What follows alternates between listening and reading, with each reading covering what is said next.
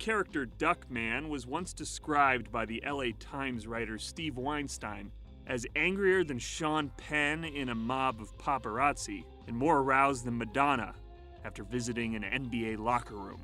After that description, there's no need to tell you that this show is from the 90s, and it was following edgier television shows like The Simpsons, Married with Children, and Beavis and Butthead.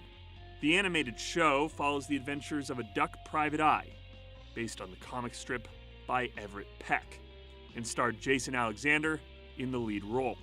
The show only lasted 4 seasons on USA due to its ever-changing time slot. But it marked another success for Klasky Csupo, the studio that had been the animation company for The Simpsons. And this story takes us back to our recess story, because Joanne Salabaher and Steve Vixton were hired to write the original short. This is the story of Duckman. Creator, Everett Peck. And then in the 90s, early 90s, I started doing some stuff with Gabor Csupo at Klasky Csupo. And they were doing some Sesame Street spots and things like that. So I was designing those. Well, he called me, and he'd seen my print work, my illustration stuff, and called me and asked me to come in and meet with them, and I did. And at the time, they were just starting The Simpsons. That hadn't aired yet. It was still being produced, the first episode, or maybe the first season. And so I liked Gabor right away, and I liked their situation. And they had a small studio on Seward at that time, and it's kind of like a rambling bunch of bungalows, and it was kind of a cool place. A lot of great artists. And then I showed Gabor this character I'd been working on, Duckman, and we got to know one another. And like I said, I was just kind of working on Duckman for myself at the time, and I had a bunch of sketches and some. I was actually starting the comic book, but it wasn't printed yet. He asked me if I had any ideas for animated series, and I said, "Well, I'm doing this one thing called Duckman." I showed him all the material for it that I had at that point, and he really liked it, and he said, "Yeah, let's." So we went into partnership to try to sell it as a show. It was kind of odd because Gabor and Arlene only did the first 2 seasons, and then there was an internal squabbles with Fox and everything about personnel, and Gabor got kind of fed up with it, and he had a chance to keep doing the production on The Simpsons, but I don't believe he had a piece of it. He was just being paid, to produce the show as in the studio. So he just let it go. And I remember talking to him like a few days afterwards. He said, yeah, to hell with it. He said the first 2 seasons are the best anyway. Who knows? Who knew it would go on for eternity? But I never got a sense that he regretted letting it go. So once they let The Simpsons go, then it was kind of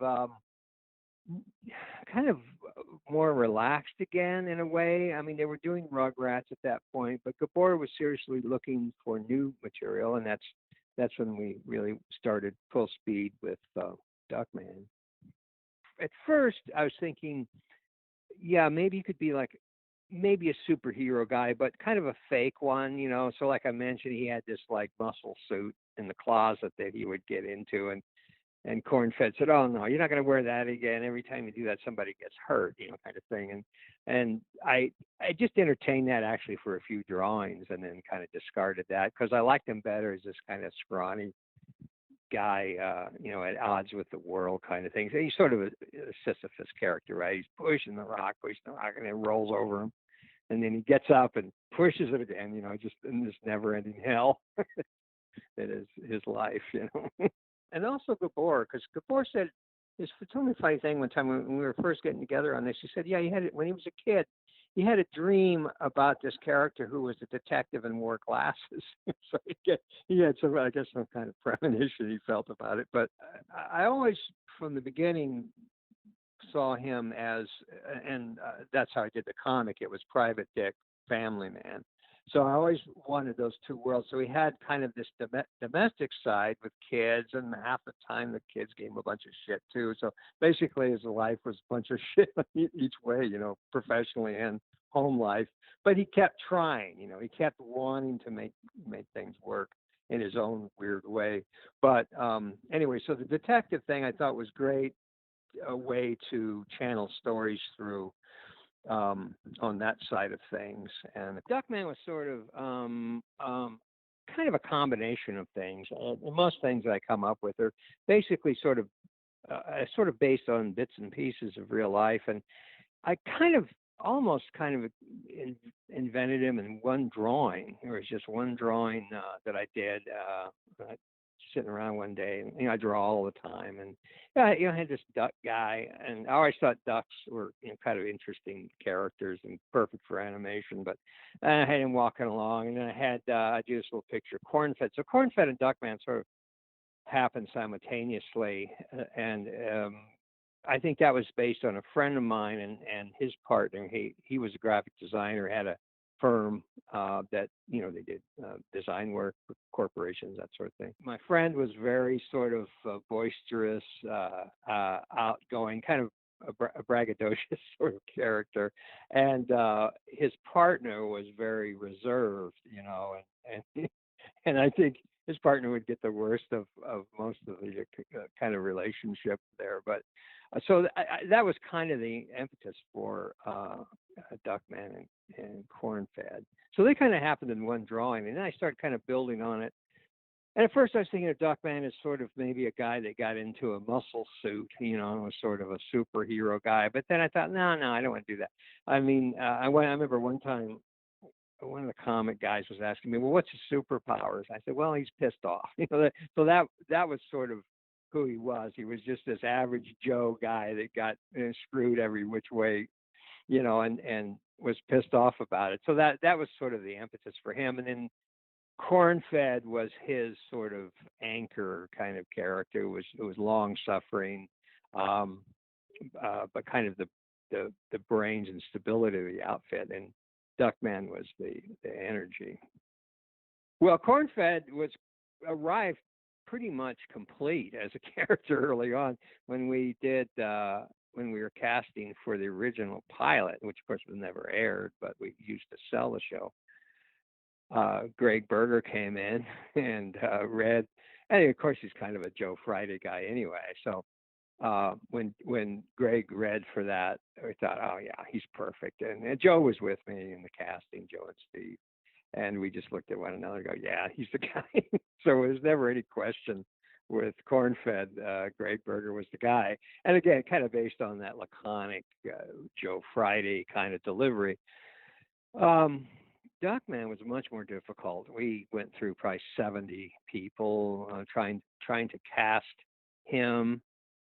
And I wasn't even sure, until fairly late in the game who to go with there. But well, Jason was definitely one of the top 5, and his delivery, his ability, his comic timing, the general timbre of his voice, all that stuff was really great. But like I said, I'd listened to so many people at the time. I wasn't quite sure that Jason was the guy. I knew he was definitely, one of the best. And what happened was Marv Newland, a friend of mine who's a director up in Canada, he has his own shop up there, and he came down. He actually directed the first episode, but he was sitting in the office, Gabor's office actually.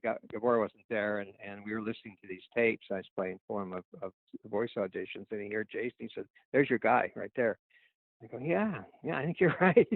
But I'd listened to so many, that I kind of got shell shocked, So then from that moment on, then, yeah, Jason was the guy, and that was the right choice.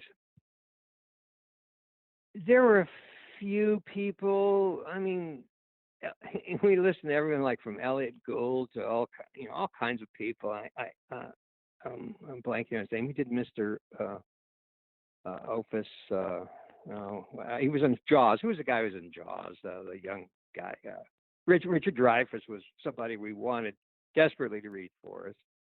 but he wasn't interested. Oh, he kind of was, and ultimately he didn't show up. So he was one guy that was kind of on the list for a while.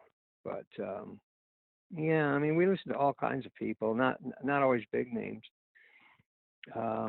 But yeah, and then just once it kind of struck me that Jason was the guy. I mean, we were pretty happy with him.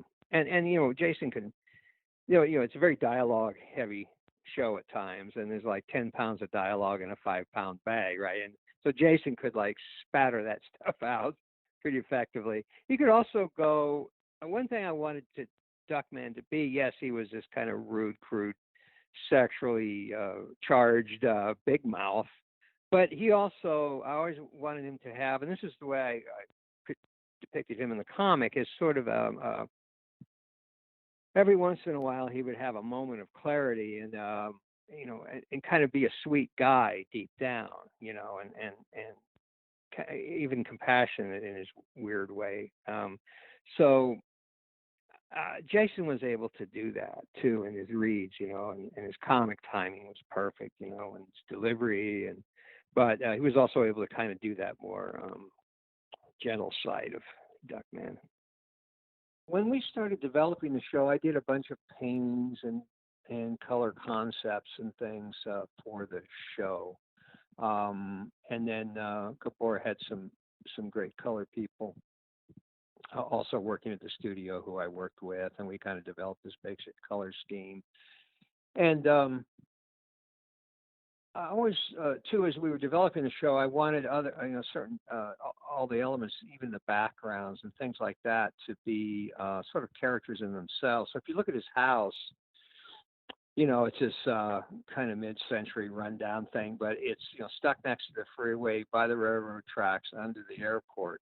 It's a landing pattern. So he, his house is just as put upon as he is. So I wanted to integrate as many components. And if you look at the office, it's Fluffy and Uranus have their kind of front area that's painted in their pinks and blues, and then Duckman's interior is all crappy, worn out things. So I wanted all of the components to sort of reinforce the characters. So I was involved. I'm kind of wondering. I was involved with the color and design and all that stuff. I was working on it at the time Gabor and I were doing the initial development on Duckman. It took about a year, actually. Gabor and I played around for a while, couldn't get any traction with it, and then he said, damn it, I'm going to go ahead and finance a pilot.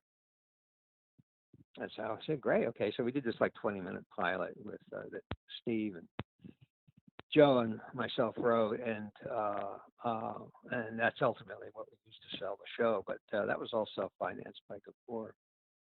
So it was about a year from the time we started till we had that pilot. And so when we did that pilot, actually it was Gabor's suggestion to bring Steve and Joe on to kind of co-write it with me, and I had some input as well on that original pilot. And so that's how I really got to know them well. Then of course when we were working on the show, great guys. Of course Steve's gone now, but writer Joanne Salabaher. What happened is Steve and I wrote the pilot, which I don't think has ever been seen. You can probably find it online. And it was called The Missing Chromosome. The Case of the Missing Chromosome. It was about his son, his relationship with his son. Well, this was around the end of my relationship with everybody at Rugrats, but Gabor still wanted us to work with him on other things. So he had us do this, and this was another reason this was also added to the quitting situation. So what happened was, I was working on Rugrats, and at the same time trying to develop and get that thing up off the ground, which was this Duckman thing. We took it out, we pitched it, and we did all this stuff, and it was, kind of cutting edge. It wasn't, So it was this guy named Everett Peck, who's this comic strip artist, and so we were doing it. Finally, Gabor said, let's just make something. Let's just write a 12-minute show and make it. So we did. Well, the way it works in animation is you make it, and then you cut it down and trim it and get it really tight, Well, Gabor had this idea that he wanted to get this thing in the film festival at the Toronto Film Festival. He called me and he said, hey, we're going to take this to film festival. I go, oh, okay, go ahead. I was open for it. I mean, what the heck? But yeah, that was I thought it was a little unconventional as well. Yeah, yeah, it happened quickly. We were pretty much there. I mean, yeah, it was that was just a quick idea on on Gabor's part. Yeah, Gabor's a little bit of a genius, I think. Like I say, he's sort of a kind of a Walt Disney character, and by that I mean he has complete confidence in what he likes. And that was Disney's thing. I mean, Disney wasn't particularly trying to project what would be the next thing or what people would like. He just did things he liked. And it just so happened that everyone else liked them too, So, and that was, it's kind of like Gabor, he just does things he likes. He says, I like this Duckman guy. Let's make a show out of it, He just kind of follows his own intuition.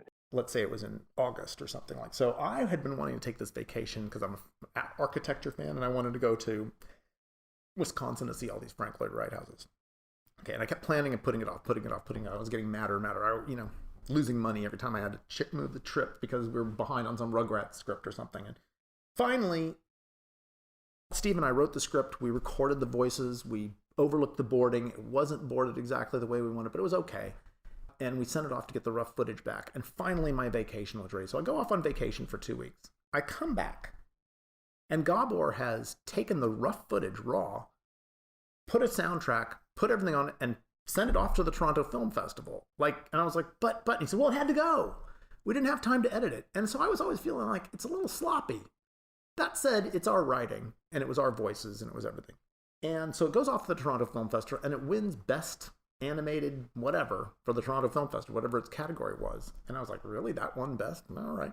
So now it comes back, and Gabor's sure he's going to sell it. And so he starts taking it around, and nobody wants it except for USA. The USA Network wants it. Or maybe other people wanted it, I don't know. But the USA Network also didn't want me and Steve. And they didn't want the guy who we brought in to play Duckman. So they went and got these other guys who had done Moonlighting. They were two guys who were like the second, the writing team who were involved with Moonlighting. Well, yeah, what happened was Gabor and I were talking and stuff, and I always envisioned this as really like a network prime time sort of level. And I loved what Joe and Steve did, and myself, I was involved in it too, but I just didn't feel we had that higher level of writing. And one of the people at Klasky Chupo knew Jeff and Ron, and they said, well, why don't you talk to these guys? And so I met with them and talked with them, and I liked them and what they were about. So I said, yeah, let's go with these guys. So they were on board with us before we got the order. Now, Kerry McCluggage had known them from Moonlighting as well, so he was very comfortable with them too. So that was sort of a icing on the cake.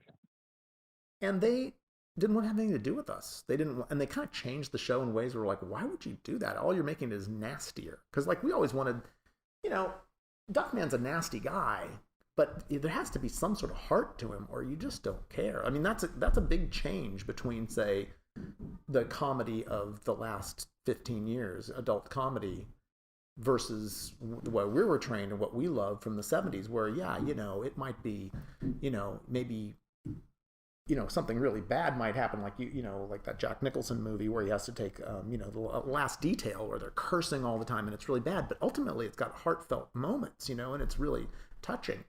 Or All in the Family, it's touching. But Duckman had nothing. They took it all out, and they just made him kind of nasty all the time, and I just hated everyone in it. I thought, oh, that's really sad, because I thought that had potential. I know, and I worried about that too, because I really enjoyed working with those guys. In fact, they wrote an episode. I had Jeff and Ron, hire them for an episode, and they wrote an episode, I think, maybe two, but yeah, I know, but I just felt like, and myself included, I'm not a level of writer like. So what happened is, they felt bad, those two guys, And so they let us write a script, which was one of our ideas, which was the Not So Easy Writer. But then they changed it so much that we kept writing drafts with them, and they never really liked what we were doing, and they made it into something else. So I don't really count it as, I mean, I'm credited on it, but I don't really count it as ours. And then shortly after the pilot, we worked out the deal with Carrie McCluggage over at Paramount. Well, first Carrie McCluggage came on and said, "Okay, I want to be involved with this show." He pulled me aside and said, "You should talk to me." So I did. I really liked Carrie. He's a real great guy. And he was head of television programming at Paramount at the time. And so we partnered with Paramount. Then we shopped it. At the time, the USA deal, there was also a deal on the table from Fox. Now, Fox offered us a script deal, I think a 2-script deal. And USA offered us 13 on the air. So, we went with the sure thing. USA, I never felt was the right fit, but at the time, too, USA was such a kind of a new network, and I didn't really know what they were about. So I thought, well, maybe they will be the right fit. I don't know, but in retrospect, I often wonder, wow, what would have happened if Fox would have offered us 13 on the air at the same time, because Fox obviously has a soft spot for animation, and it might have been, a marriage made in heaven, or it might have been terrible, who knows. But anyway, we went with USA. One advantage to USA was that they weren't very intrusive. They didn't give us many notes, and we were able to basically ram through most everything. And Paramount was fairly open-minded too. There were a couple of things they balked at, but basically we were able to do anything we wanted to. Yeah, I know they were completely. That was completely the wrong network for us, because I think only thing they really had going that I remember. They did a couple of original series. I forget their names. One was like kind of a science thing.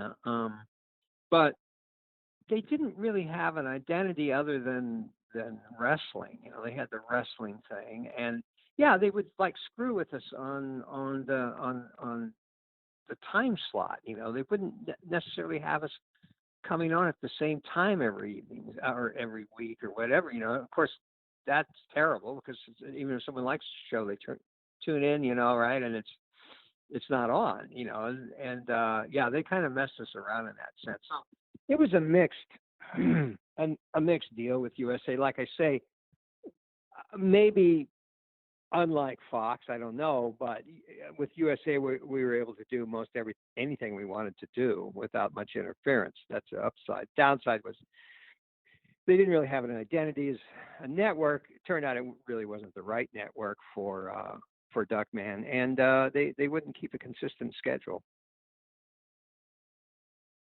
Yeah, we never had big numbers, and that was a problem. I think the highest we ever hit was like 2 million viewers for a week, which is, that, Cartoon Network does that on their shows, some of them. Yeah, we just never had the audience. Now, there were lots of theories why, and at one point they even hired a PR firm, maybe too late, to do like a whole promotion of posters, billboards, and things. If they'd done that initially, it might have worked better. And another thing, I think it just needed time. You look at The Simpsons, 4 seasons in, that wasn't very much, and they grew so much, not only in terms of the stuff they did, the kinds of stories and all of that, but also in terms of audience. And since the first 4 seasons, and that's all we had was like 4 seasons. And I think if we could have continued on, if we'd had a sympathetic network like Fox, who liked the show, believed in the show, and was really behind it, and we could have gone on for more seasons, I think we could have built the audience. But as it was, we always sort of had it was kind of an odd network for the show, so that the demographic there wasn't totally on board with it, and it was always just sort of a cult following, I think. Whether it could have been bigger, I don't know.